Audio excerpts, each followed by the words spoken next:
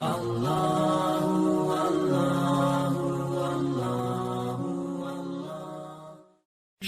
اللہ کے نام سے جو بڑا مہربان نہایت رحم والا ہے۔ الف لام میم۔ یہ کتاب قرآن مجید، اس میں کچھ شک نہیں کہ کلام خدا ہے، خدا سے ڈرنے والوں کی رہنما ہے، جو غیب پر ایمان لاتے اور آداب کے ساتھ نماز پڑھتے اور جو کچھ ہم نے ان کو عطا فرمایا ہے اس میں سے خرچ کرتے ہیں، اور جو کتاب اے محمد صلی اللہ علیہ وآلہ وسلم تم پر نازل ہوئی اور جو کتابیں تم سے پہلے پیغمبروں پر نازل ہوئیں سب پر ایمان لاتے اور آخرت کا یقین رکھتے ہیں، یہی لوگ اپنے پروردگار کی طرف سے ہدایت پر ہیں اور یہی نجات پانے والے ہیں۔ جو لوگ کافر ہیں انہیں تم نصیحت کرو یا نہ کرو ان کے لیے برابر ہے، وہ ایمان نہیں لانے کے۔ خدا نے ان کے دلوں اور کانوں پر مہر لگا رکھی ہے اور ان کی آنکھوں پر پردہ پڑا ہوا ہے اور ان کے لیے بڑا عذاب تیار ہے۔ اور بعض لوگ ایسے ہیں جو کہتے ہیں کہ ہم خدا پر اور روز آخرت پر ایمان رکھتے ہیں، حالانکہ وہ ایمان نہیں رکھتے۔ یہ اپنے پندار میں خدا کو اور مومنوں کو چکمہ دیتے ہیں، مگر حقیقت میں اپنے سوا کسی کو چکمہ نہیں دیتے اور اس سے بے خبر ہیں۔ ان کے دلوں میں کفر کا مرض تھا، خدا نے ان کا مرض اور زیادہ کر دیا اور ان کے جھوٹ بولنے کے سبب ان کو دکھ دینے والا عذاب ہوگا۔ اور جب ان سے کہا جاتا ہے کہ زمین میں فساد نہ ڈالو تو کہتے ہیں ہم تو اصلاح کرنے والے ہیں، دیکھو یہ بلا شبہ مفسد ہیں لیکن خبر نہیں رکھتے۔ اور جب ان سے کہا جاتا ہے کہ جس طرح اور لوگ ایمان لے آئے تم بھی ایمان لے آؤ تو کہتے ہیں بھلا جس طرح بے وقوف ایمان لے آئے ہیں اسی طرح ہم بھی ایمان لے آئیں۔ سن لو کہ یہی بے وقوف ہیں لیکن نہیں جانتے۔ اور یہ لوگ جب مومنوں سے ملتے ہیں تو کہتے ہیں کہ ہم ایمان لے آئے ہیں، اور جب اپنے شیطانوں میں جاتے ہیں تو ان سے کہتے ہیں کہ ہم تمہارے ساتھ ہیں، اور پیروان محمد صلی اللہ علیہ وآلہ وسلم سے تو ہم ہنسی کیا کرتے ہیں۔ ان منافقوں سے خدا ہنسی کرتا ہے اور انہیں مہلت دیے جاتا ہے کہ شرارت و سرکشی میں پڑے بہک رہے ہیں۔ یہ وہ لوگ ہیں جنہوں نے ہدایت چھوڑ کر گمراہی خریدی،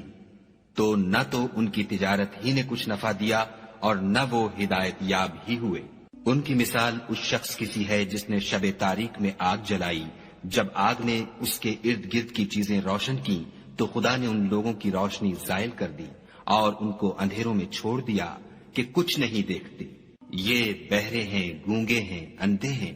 کہ کسی طرح سیدھے رستے کی طرف لوٹ ہی نہیں سکتے۔ یا ان کی مثال مہ کسی ہے کہ آسمان سے برس رہا ہو اور اس میں اندھیرے پر اندھیرا چھا رہا ہو اور بادل گرج رہا ہو اور بجلی کوند رہی ہو، تو یہ کڑک سے ڈر کر موت کے خوف سے کانوں میں انگلیاں دے لیں، اور خدا کافروں کو ہر طرف سے گھیرے ہوئے ہے۔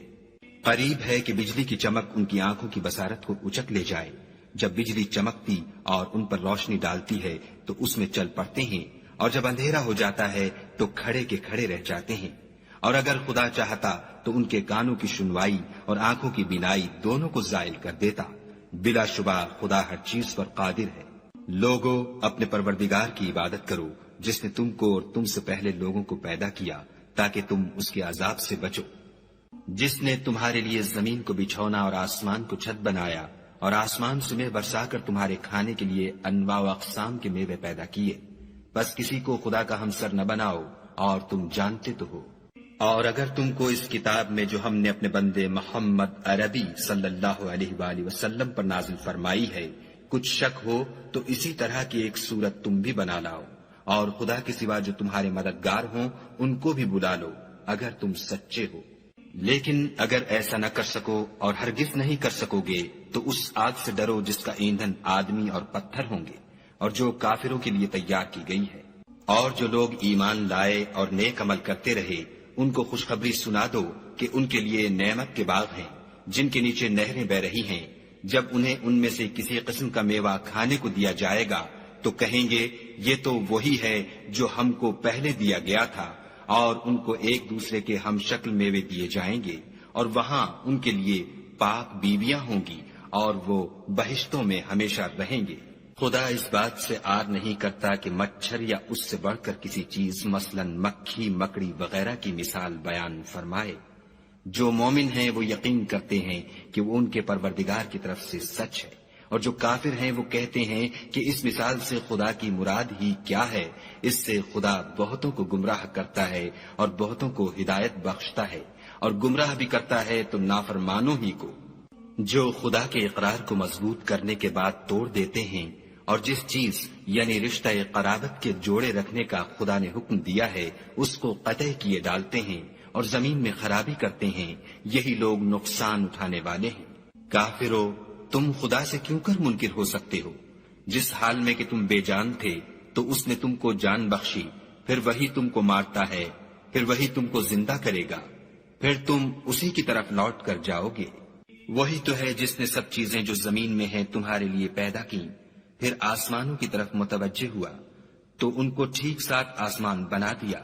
اور وہ ہر چیز سے خبردار ہے۔ اور وہ وقت یاد کرنے کے قابل ہے جب تمہارے پروردگار نے فرشتوں سے فرمایا کہ میں زمین میں اپنا نائب بنانے والا ہوں۔ انہوں نے کہا، کیا تو اس میں ایسے شخص کو نائب بنانا چاہتا ہے جو خرابیاں کرے اور کشت و خون کرتا پھرے، اور ہم تیری تعریف کے ساتھ تسبیح و تقدیس کرتے رہتے ہیں؟ خدا نے فرمایا، میں وہ باتیں جانتا ہوں جو تم نہیں جانتے۔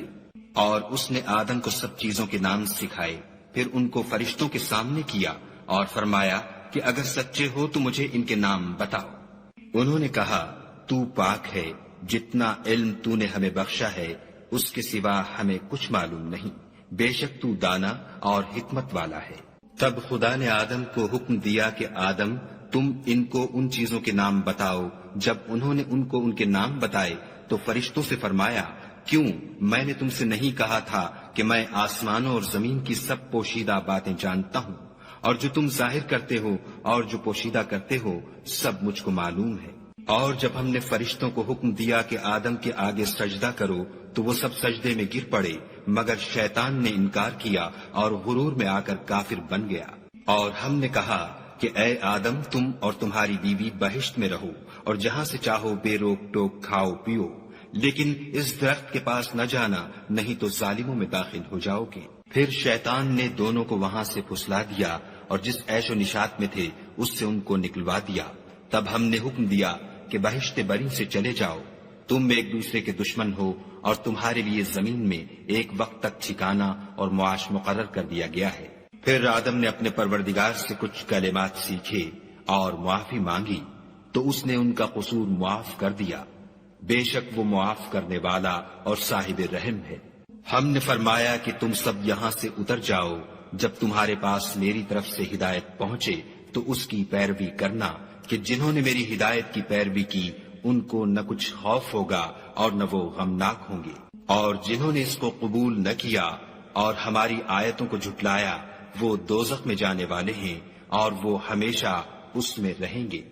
اے آل یعقوب، میرے وہ احسان یاد کرو جو میں نے تم پر کیے تھے، اور اس اقرار کو پورا کرو جو تم نے مجھ سے کیا تھا۔ میں اس اقرار کو پورا کروں گا جو میں نے تم سے کیا تھا، اور مجھے سے ڈرتے رہو۔ اور جو کتاب میں نے اپنے رسول محمد صلی اللہ علیہ وآلہ وسلم پر نازل کی ہے، جو تمہاری کتاب تورات کو سچا کہتی ہے، اس پر ایمان لاؤ اور اس سے منکر اول نہ بنو،